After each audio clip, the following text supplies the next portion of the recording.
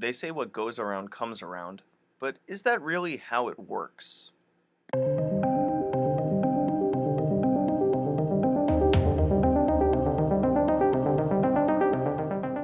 So this has been a viewer requested video for a couple of weeks, and this is actually my first time making a video in a couple of weeks because I've been wicked busy both at work and with some side projects. So I hope that you guys are kind of okay with me not making 3 videos a week, but if I am able to kind of finagle my schedule a little bit, I will get back to that. But I'm actually putting way more time into making a fiction story right now, and I am over 200 pages. So my next book is actually going to be a fictional story. So in our discussion on karma, which is this video, it's a viewer requested video, and they requested it a couple of times. So I'm up at 5:37 in the morning, finally making it. So we're going to start off with some definitions, right? So, the Oxford Dictionary defines karma in Hinduism and Buddhism as the sum of a person's actions in this and previous states of existence, viewed as deciding their fate in future existences. The informal idea is destiny or fate following as effect from cause. So, we're talking about cause and effect. So, we are also going to be getting into the idea of like attracts like, and we are going to be getting in the idea of basically what you put out, you get back. You attract things by how you act, think, and do stuff. So I'm going to read from one of the Upanishads of Hinduism. It says, "Now as a man is like this or that, according as he acts and according as he behaves, so will he be. A man of good acts will become good, a man of bad acts bad. He becomes pure by pure deeds, bad by bad deeds. And here they say that a person consists of desires, and as his desire, so is his will, and as his will, so is his deed, and whatever deed he does, that he will reap." So that's rather interesting with the idea of what somebody does, they will reap. So let's go into the idea of like attracts like here.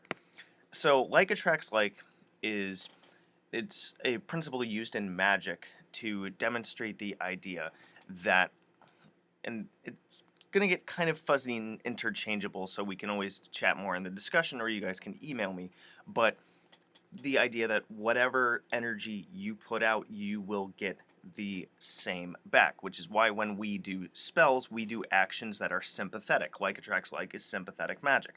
So if I want to eliminate something in my life, then in my ritual I am going to eliminate something that represents that. If I am trying to bind someone or something, then I bind something that represents that in ritual.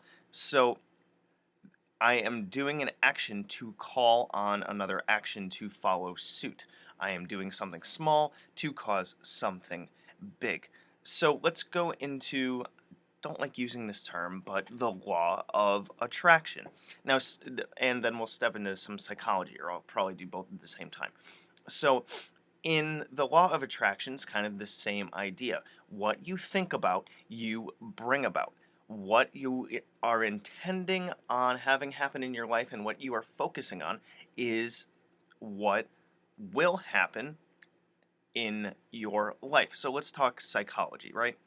What we Our brains are very, very efficient machines. Your brain is trying to use the least amount of energy possible, and your brain is a pattern recognition machine.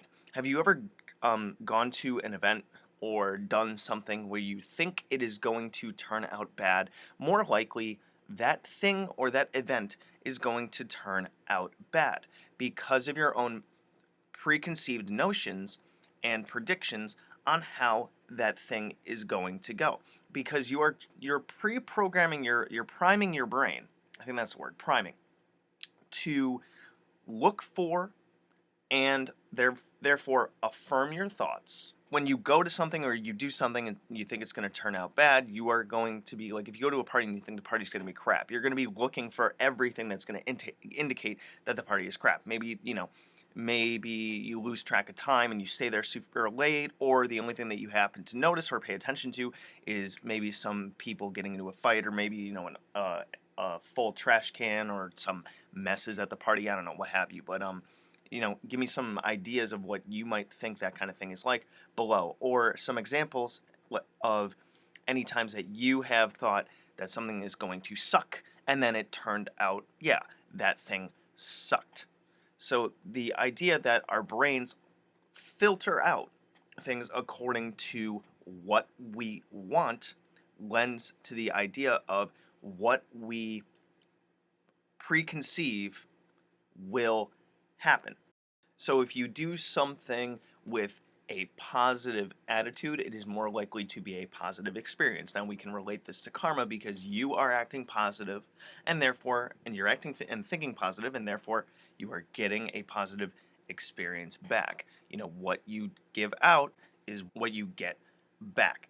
So let's apply karma to some other magical principles, right? So if you are a positive person, you are going to more or less look at the world in more of a positive fashion, and then you are going to act positively upon situations, regardless of them actually being positive or negative, just because of your own nature and your own ability to either perceive the positive in a bad situation or turn that situation into a positive one, because you are able to find the good things about it. If you are a negative person, then flip that over, and you are going to get nothing but negativity out of a situation. You are going to contribute nothing but negativity out of a situation. This really goes into perception, but let's talk about energy and stuff, right?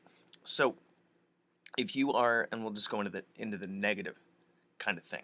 So if you are perceiving everything as negative, and therefore you kind of are very defensive on things, or you might want to do a bunch of spells that surround knocking other people down. You are putting out a bunch of negative energy by the spells that you do.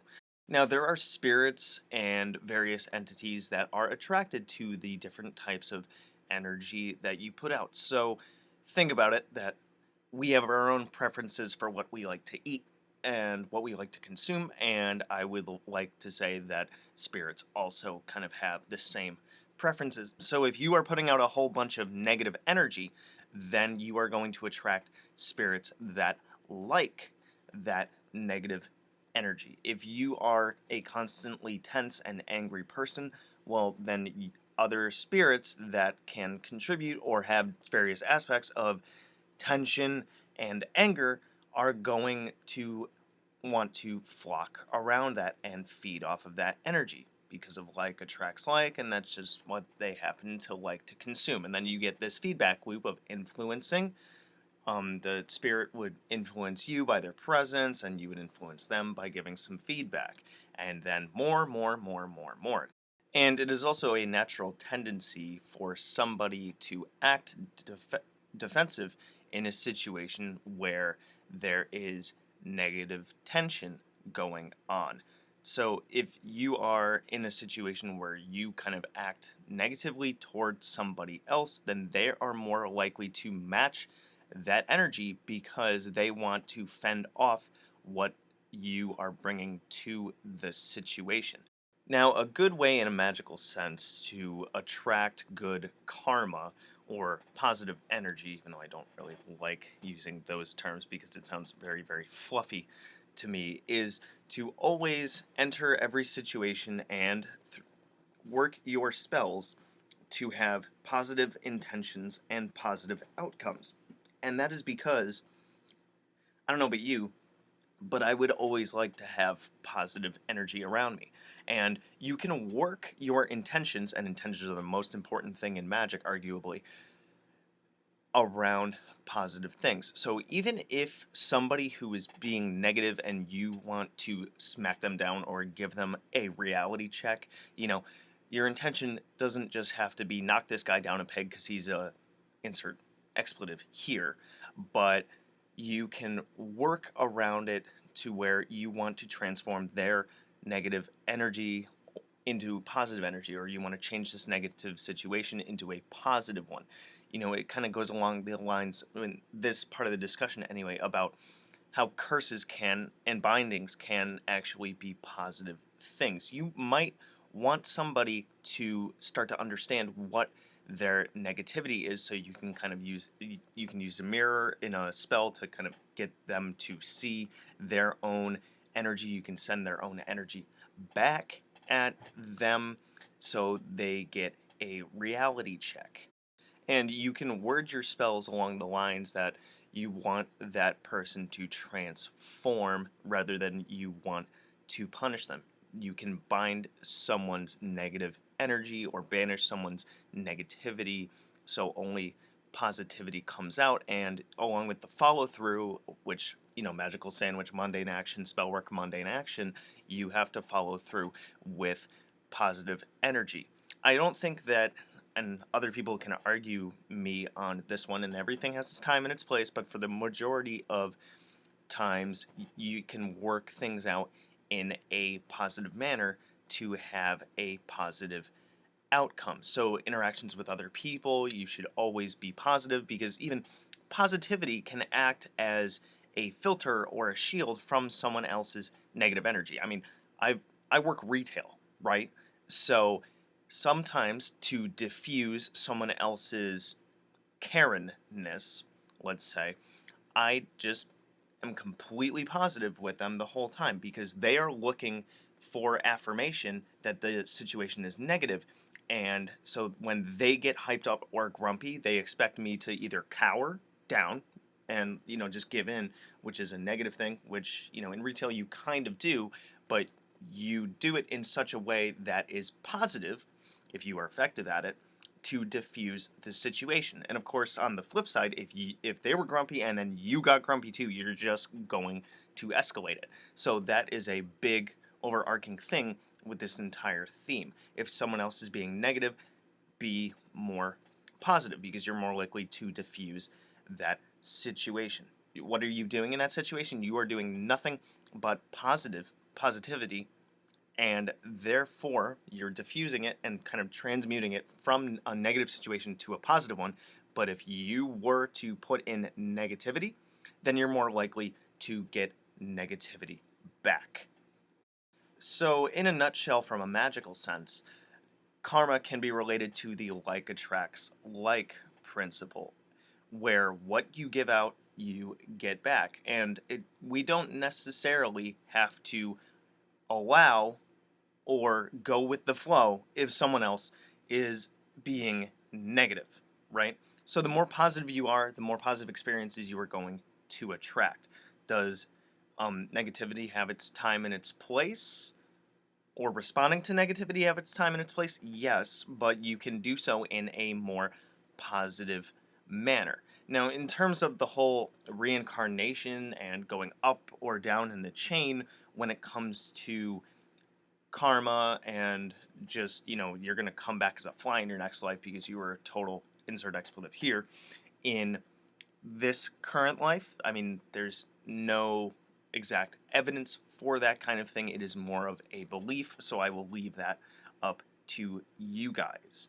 But let me know what you think about this whole discussion on karma. Any follow-up questions that you guys might have would inspire me to make a part 2 on this, because this was really interesting to research and really interesting to make. Sorry it took me a bit, but been really busy and had a lot of late nights. I mean, my sleep schedule is absolutely nil and very messed up. I've gone from a regular sleep schedule to kind of micro sleep and then naps. So I've been trying to work on my fiction story, which has been amazing to write. I think eventually when I do get that out, which I'm going to submit to publishers first before publishing it myself, I think that you guys are really going to like it. So you can connect with me on all my social media and stuff, the links to which you can find at the end of this video, and be sure to check out any of my books if you want to read any of the materials that I have on that first shelf up there behind me. And you can also learn from me if you want to communicate with me over email and maybe talk about my Patreon offerings, because I do teach people over Skype and emails and stuff like that. So yeah, let me know what you guys think, and looking forward to any of the other videos I'm able to possibly cook up this morning. And my videos are coming out now on Fridays at 9, and good hunting. Thanks for watching my video. So if you want to check out my playlists, I have, among others, the Simon Necronomicon, the Tree of Life, General Magic, Tulpamancy, a playlist on my books, the elements, stones, the theories that govern magic, and the gods and goddesses of Mesopotamia. If you want to check out my books on Amazon, I have Creating Consciousness, Magical Mechanics, Magical Theater, Handy Sigil Magic, Magical Movement, which is an update and expansion upon Handy Sigil Magic, Magical Mastery, which is a combination masterwork of Magical Theater and Magical Mechanics, and The Guide to the Spheres and Beyond. You can also find me on Facebook at Magickology YT. You can email me at priestofthenecro@gmail.com, and you can even check out my Instagram, which is Magickology. And good hunting.